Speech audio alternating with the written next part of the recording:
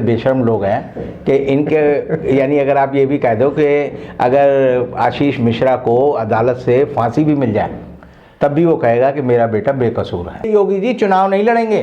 कई लोग कह रहे हैं कि योगी जी मथुरा से चुनाव लड़ेंगे। मैं कहता हूं योगी जी मथुरा से चुनाव नहीं लड़ेंगे, क्योंकि लड़ेंगे तो अपनी सीट भरेंगे, उसमें लिखेंगे मेरे पे दंगे का आरोप है, हत्या का आरोप है, फलाने आरोप है, तो वो आरोप पब्लिक डोमेन में ना जाए। ये आपको लगेंगे संड मुसंड जो है आ गए हट्टे कट्टे नाच रहे हैं स्टेज पे। हाँ नाच रहे और बॉडी बिल्डर है, बॉडी बिल्डर है, अपने आप को समझते हैं, गुंडे हैं, पहलवान हैं, वो सारे अब सरफेस पे दिख रहे हैं। आपको बुजुर्ग साधु उत्तर प्रदेश में नहीं दिखेगा। मोदी जी को लगा कि ये कल का लड़का जो है ये तो सेटअप कर रहा है, तो उन्होंने कहा कि मैं जो है मैं भी कर दूं, तो वो एक जिम में घुस गए।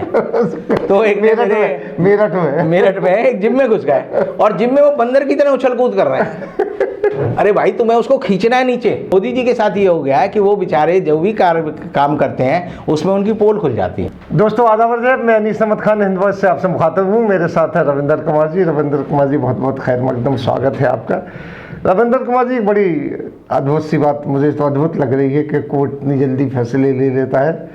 नया साल शुरू हुए अभी चंद दिन हुए और सुप्रीम कोर्ट ने पहली जो सुनवाई हुई उसमें 3 ऐसे फैसले लिए जिसमें बीजेपी की जो नेता हैं वो कटघरे में ले आए हैं कि जिनको किसानों के ऊपर कार चलाने का मसला हो या दूसरे मसले हो, उनका उन्होंने संज्ञान लेते हुए उनके ऊपर FIR दर्ज करने की बात कर दी है। बाकायदा मतलब प्रोसेस शुरू हो गया। तो ये बदलाव आया है नए साल में, आप उसको कैसे देखते हैं? उसके पीछे निहित क्या है? क्या मोदी जी का जो एक औरा बनाया था कि कोर्ट भी उनके कब्जे में, पुलिस भी उनके कब्जे में, तो कोर्ट अलग हो गया है, छटपटाहट आई उनकी, या कुछ ऐसी बातें कोर्ट के बारे में आई तो संज्ञान ले लिया? जी अब चीफ जस्टिस भी चेंज हुए हैं। बिल्कुल। क्या है ये, क्या है, आप देखते हैं इसको किस तरीके से देखते हैं? हिंदुस्तान की सुप्रीम कोर्ट पर लोगों का आज के समय में जो यकीन है वो आप देखिए दीपक मिश्रा के टाइम जो कम हो रहा था जी, और रंजन गोगोई के टाइम में एक तरह से कहिए कि बिल्कुल खत्म हो चुका था, वो आज दोबारा सर चढ़ गया है। और वो इसलिए चढ़ गया है कि अभी हमने देखा कि 2 महीने पहले ही यानी 2 अक्टूबर को किसानों के ऊपर जो है थार गाड़ी चढ़ा दी। जी। और किसान मारे गए, एक पत्रकार भी मारा गया। जी। और उसके 3 महीने के भीतर ही 90 दिन में वहाँ की तिकोनिया थाने की पुलिस ने 5000 पेज की चार्जशीट फाइल कर दी। और उसमें जो है जो अजय कुमार मिश्रा उर्फ टैनी का जो बेटा है आशीष, जबकि वो मिश्रा डिप्टी होम मिनिस्टर है। जी हाँ, उनका बेटे को मुख्य अभियुक्त सिद्ध किया है और ये कहा है कि ये ही थार में मौजूद था और इसके सामने ही लोगों ने पहले गोलियां चलाईं अपने फायर आर्म से और फिर इन्होंने किसानों पर रौंदते हुए निकल गए। तो समझिए कि जो बार बार अजय कुमार मिश्रा कह रहे थे अगर बेटा मेरा इसमें शामिल मिलेगा तो मैं त्यागपत्र दे दूंगा, तो अब जो है 5000 पेज की जो चार्जशीट फाइल हो गई है, उसके बाद अजय कुमार मिश्रा जो है टैनी को इस्तीफ़ा देना चाहिए। लेकिन मैं मानता हूँ इतने बेशर्म लोग हैं कि इनके यानी अगर आप ये भी कह दो कि अगर आशीष मिश्रा को अदालत से फांसी भी मिल जाए तब भी वो कहेगा कि मेरा बेटा बेकसूर है। और दूसरा फैसला कल सुप्रीम कोर्ट ने लिया कि बुलंदशहर में जो इंस्पेक्टर सुबोध सिंह थे, जिनका मर्डर जो है योगेश राज और दूसरे हिंदूवादी संगठनों ने किया था, ये कहकर कर दिया कि हम गाय के अवशेष मिले हैं और उन्होंने वहाँ पर दंगा किया और इंस्पेक्टर का मर्डर कर दिया। और बाद में उस इंस्पेक्टर के मर्डर को जब जमानत मिली तो केंद्र सरकार के मंत्रियों ने उसका अभिनंदन किया। उनको दुशाला और शॉल पहनाया, फोटो वायरल हुए, खूब आए और उनको हिंदू वीर कहा। बीजेपी ने उसे पद दिया और अब सुप्रीम कोर्ट ने कहा है कि 7 दिन के भीतर तुम जो है सरेंडर करो। और उन्होंने कहा कि इलाहाबाद हाई कोर्ट का फैसला जो है गलत है। और एक तरह से समझिए कि इंस्पेक्टर सुबोध सिंह की पत्नी कहती थी कि मेरे पति की हत्या हो गई और ये जो है कातिलों के साथ जो है पुलिस मिली हुई है। तो अब जो है सुप्रीम कोर्ट ने उसको एक तरह से ठीक किया है, पूरा ठीक तो नहीं हुआ, क्योंकि जब चार्जशीट और बाकी चीज़ें चलेंगी, ट्रायल चलेगा, तो उससे पता चलेगा। लेकिन जिस तरह हम देखते हैं जो पुलिस का तरीका है, वो किसी भी बात को जो है बात का बतंगड़ बना सकती है, या बतंगड़ को बात में कह के खत्म कर सकती है। जैसे आप देखें मालेगांव जो बम ब्लास्ट है, उसमें साध्वी प्रज्ञा ठाकुर जो है वो अभियुक्त है, लेकिन हम रोज़ देखते हैं कि हर 2-4 दिन बाद जो है एक तो जज कहता है कि आपको जो है पेशी से छूट दे देता हूँ, और दूसरा जो है एक ना एक गवाह जो है वो मुकर जाता है, कहता है जी पुलिस ने दबाव बनाकर मुझे कहा कि आप जो है इनके खिलाफ बयान दो। तो ये जो है एनआईए का केस है। एनआईए हिंदुस्तान की सबसे ताकतवर एजेंसी है, जिसको कि भारत सरकार कहती है ये रामबाण है, और वो जानबूझकर कहती है कि हमारे सारे गवाहों को तुम जो है धीरे धीरे अपने बात से मुकर जाओ। मुकर क्यों जाओ? क्योंकि साध्वी प्रज्ञा ठाकुर को बचाना है। तो मुझे लगता है कि जो इस तरह की अदालतों को खरीदने और उनको दबाव में लाकर और अदालत में जो है अभियुक्तों को बचाने की कोशिश मोदी सरकार की एजेंसियां कर रही हैं, ये दो फैसले, जो तिकोनिया वाला फैसला है जिसमें चार्जशीट कल फाइल हो गई, और दूसरा जो इंस्पेक्टर सुबोध सिंह के मर्डर में उसके जो मुख्य अभियुक्त है उसकी बेल कैंसिल करके सुप्रीम कोर्ट ने पूरे यूपी को और पूरे देश के लोगों को एक मैसेज दिया है कि आप चाहे किसी भी दल से जुड़े हों, किसी भी विचारधारा के हों, अगर आपने अपराध किया है तो बच नहीं सकते। और यही कानून का तरीका है जी। कानून का मकसद ही यही है कि वो कहता है कि ना हम जो है इक्वलिटी बिफोर लॉ कहते हैं। इक्वलिटी बिफोर लॉ का मतलब है कि हम आदमी की ड्रेस और एड्रेस उसके स्टेटस से प्रभावित नहीं होते। Whosoever high have to be brought to the justice, कि आदमी कितना ही ऊंचा हो लेकिन उसे जो है अदालत के सामने आना पड़ेगा और उसके साथ न्याय किया जाएगा। ये बात मैं इसलिए कह सकता हूँ कि जब मैंने जेएमएम एमपी ब्राइबरी केस डाला तो उस समय के तत्कालीन प्रधानमंत्री जो थे सीट पे बैठे हुए नरसिम्हा राव थे, बूटा सिंह थे, 7 राज्यों के जो थे मुख्यमंत्री थे, 30 से ज़्यादा सांसद थे। वो मुकदमा मैंने डाला, उसमें एफआईआर हुई, उसमें नरसिम्हा राव को और बूटा सिंह को 3 साल की सजा हुई। तो जमानत लेनी पड़ी और सजा हुई, बाद में ट्रायल चला विज्ञान भवन में और सजा हुई। तो उससे मेरा विश्वास जो है इस बात में बैठा कि अगर आप ढंग से लड़ें तो अदालतों से न्याय मिलेगा और मिल सकता है।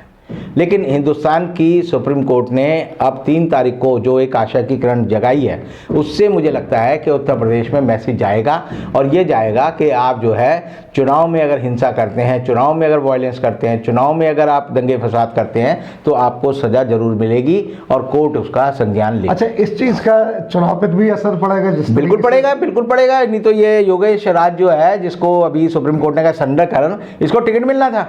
संगीत सोम को टिकट मिला, वो विधायक बना, उसने मुजफ्फरपुर के दंगों में पूरी भूमिका निभाई। 30 से ज़्यादा बीजेपी के नेता हैं जो विभिन्न पदों पर बैठे हुए हैं, जो कि 2013 के जो मुजफ्फरनगर के दंगे हुए उनमें वो सरेआम शामिल थे। और उनके सारे केस जो है सुप्रीम कोर्ट में तो बाद में स्थापित किए, लेकिन हाई कोर्ट में उन्होंने जो है जो राज्य सरकार है उसने कहा जी हम वापस ले रहे हैं मुकदमे। बाद में योगी जी भी, आप समझिए, योगी जी पे 15 केस हैं, जिसमें मर्डर का केस है, जिसमें उन पे आगजनी का केस है, जिनमें दंगे कराने का केस है। तो वो सारे केस जो है योगी जी ने वापस ले लिए थे।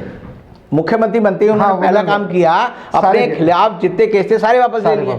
लेकिन वो हाई कोर्ट गए तो हाई कोर्ट में लोगों ने उसको अपोज किया और उस पर जो है हाई कोर्ट ने रोक लगाई, और उसके बाद वो सुप्रीम कोर्ट गई यूपी सरकार के योगी जी पे जो केस है वापस लेने का जो फैसला है इसको जारी रखा जाए, तो सुप्रीम कोर्ट ने उस पर रोक लगाई। तो आज के दिन अगर योगी जी चुनाव लड़ेंगे और योगी जी कह रहे हैं कि मैं मथुरा से लड़ूंगा, तो वो जो अपनी इलेक्शन की वो भरेंगे ना, फॉर्म भरना पड़ेगा, पर्चे में भरना पड़ेगा, मैं इन केसों में अभियुक्त हूँ, इसीलिए योगी जी चुनाव नहीं लड़ेंगे। कई लोग कह रहे हैं कि योगी जी मथुरा से चुनाव लड़ेंगे। मैं कहता हूं योगी जी मथुरा से चुनाव नहीं लड़ेंगे, क्योंकि लड़ेंगे तो अपनी सीट भरेंगे, उसमें लिखेंगे मेरे पे दंगे का आरोप है, हत्या का आरोप है, फलाने आरोप है, तो वो आरोप पब्लिक डोमेन में ना जाए।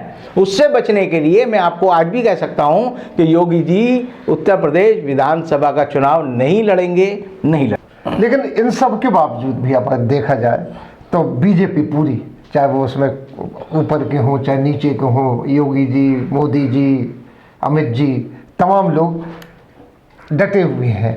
हालांकि एक चोट तो उनको यूपी में लगी कि इलेक्शन कमीशन ने भी मना कर दिया कि वो चुनाव आगे नहीं बढ़ाएंगे। बिल्कुल बिल्कुल। तो ये झूठ को और कितना आगे बढ़ाना चाहेंगे, क्योंकि सुप्रीम कोर्ट से भी अब तकरीबन इनके मुंह पे बड़ा भारी तमाचा पड़ा है।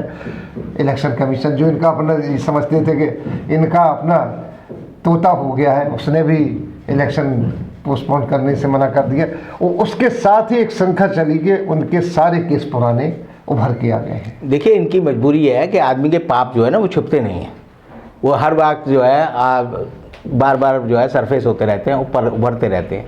अब इन्होंने चुनाव आयुक्तों को अपने पीएमओ में बुलाया दिसंबर के अंतिम सप्ताह में, और उनको कुछ निर्देश दिए। ये तो ना तो वो 3 बता रहे, ना ये बता रहे कि भाई क्या निर्देश दिए। के निर्देश यही थे कि बीजेपी की हालत जो है उत्तर प्रदेश में बड़ी ख़राब है, बहुत पतली हो गई है। आईबी ने जो रिपोर्ट दी उसमें कहा कि 125 से ज़्यादा सीटें जो है बीजेपी नहीं जीत रही। जी, वो तो लीक भी हो गई जी हाँ अखबारों में। हाँ, और उसके बाद जो उससे घबरा कर जो है इन्होंने सी वोटर के सर्वे कराना और दूसरे सर्वे जो फर्जी जो इनका गोदी मीडिया है वो रोज दिखाता है कि योगी जी आगे हैं, योगी जी जीत रहे हैं, योगी जी की लहर चल रही है। लेकिन हम देखते हैं सरफेस पे जमीनी हकीकत यह है कि आज के दिन इनके साथ जो है वोटर नहीं है। वो जो प्रियंका वाड्रा ने एक नारा दिया कि लड़की हूँ लड़ सकती हूँ, तो उसमें लड़कियों ने झांसी में पहले अपना पूरा दमखम दिखाया, फिर लखनऊ में दिखाया, फिर मैराथन जो उन्होंने शुरू की, उसमें हजारों लड़कियां जो सड़क पर निकली। और उसका नतीजा ये निकला कि लड़कियों में एक बात जो है बड़ी तेजी से जंगल की आग की तरह फैल गई कि हमें खुद अपना फैसला लेना है, हम खुद मुख्तियार बनना है, हमें खुद लड़ना है। तो एक तो उनका जज्बा पैदा हुआ, दूसरा समाजवादी पार्टी के अंदर जो भीड़ इकट्ठी होती जा रही है लगातार नौजवानों की, वो नौजवानों की भीड़ अगर आप देखें तो आपको लगेगा यूपी के परिदृश्य में कि लड़कियां तो सारी कांग्रेस के साथ चली गई और लड़के सारे जो हैं वो चले गए समाजवादी पार्टी के साथ। अब बीजेपी के पास कुछ नहीं बचा, तो इनके बाद ले दे के वो साधु संत रह गए हैं जो बार बार कहते हैं जी हम जो है खून की नदियां बहा देंगे, हम फलाना कर देंगे, हम ढिमका कर देंगे, सांप्रदायिकता पे आगे पूरी तरीके। लेकिन उसमें एक चीज देखिए जी, मैं जो बहुत बात को गौर से देख रहा हूँ वो तकरीबन है कि पहले साधु कौन से आते थे, बुढ़े आते थे। बुढ़े साधु होते थे, बेचारों के गाल पिचके हुए हैं, दांत निकले हुए हैं, लाठी लेके चल रहा है, बड़ा जीर्ण शीर्ण है। लेकिन वो सारे साधु जो है तकरीबन 40 लाख साधु जो है उत्तर प्रदेश में कोरोना की दूसरी लहर में मर गए।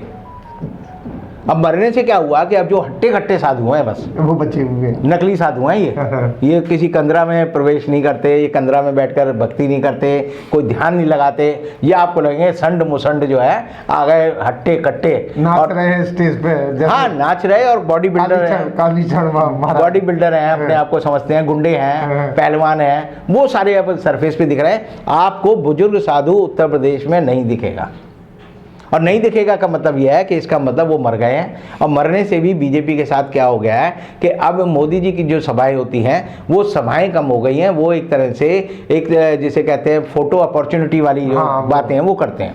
और मुझे कई बार लगता है कि मोदी जी के मन में जो है राहुल गांधी जैसे मैं कई बार सोचता हूँ कि स्मृति ईरानी के मन में भी राहुल गांधी को लेकर को टीस है, वो हर बार राहुल गांधी पे हमला करती है, आपने देखा होगा हमेशा। अब मोदी जी भी जो है राहुल गांधी की नकल करने में लगे हुए हैं। बनारस में गए तो उन्होंने तैरने का अभियान किया, तो उनके मन में रहा हुआ कि साउथ में राहुल गांधी गया था तो वो एक बड़ी जो बोट थी उससे कूदा और समुद्र में तैरा और बड़े आराम से तैरा और ऊपर आ गया, फुटबॉल खेलने खड़ा हो गया। तो मोदी जी ने भी उसके लिए कहा कि मैं जो है मैं भी तैरूंगा, तो उन्होंने बनारस में तैरने की कोशिश की तो गिर गए, उनके हाथ की लोटियाँ भी डूब गई, तो गोताखोर जो छिपे हुए थे उन्होंने उसको उठाया। इसी तरह आपने देखा होगा केरल में जब राहुल गांधी गया तो उसने एक हाथ से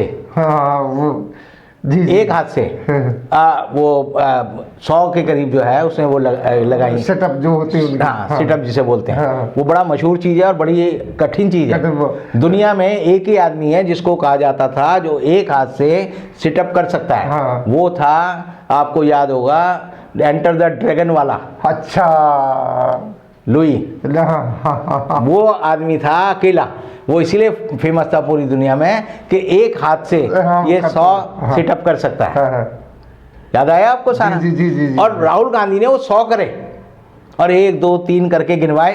अब मोदी जी को लगा कि ये कल का लड़का जो है ये तो सिटअप कर रहा है, तो उन्होंने कहा कि मैं जो है मैं भी कर दूं, तो वो एक जिम में घुस गए, तो एक मेरठ में एक जिम में घुस गए और जिम में वो बंदर की तरह उछल कूद कर रहे हैं। अरे भाई तुम्हें उसको खींचना है नीचे, तुम्हें दम दिखाना है कि मेरे अंदर इतनी ताकत है मैं नीचे ला सकता हूँ, लेकिन मोदी जी बार बार ऊपर चले आते थे। तो ये ऐसे ही हो गया, कई बार औरतें जो है ना नाटक करती हैं, तो आपने देखा होगा जैसे वसुंधरा राजे हुई या साध्वी उमा भारती हुई, वो कुर्सी पे बैठ कर ही आसन कर रही थी, कुर्सी पे बैठ के आसन कर रही थी कि दिखा रही थी कि हमारी बॉडी बड़ी ठीक है।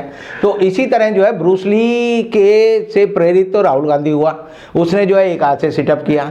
अब राहुल गांधी के मुकाबले में जो है मोदी जी ने जो है वहाँ पर जो है जिम में जाकर जो है अपनी फ़ोटो खिंचवा ली, और उसमें जो भी आज बच्चा जो है आज के समय में जो भी कभी जिम में गया है वो समझ जाएगा कि ये आदमी जो ढोंगी है, इसको कुछ इसके बारे में नहीं पता, सिर्फ फ़ोटो खिंचवा रहा है। तो आप समझिए मोदी जी बेचारे जहाँ जाते हैं आज के समय में समय उनके खिलाफ है।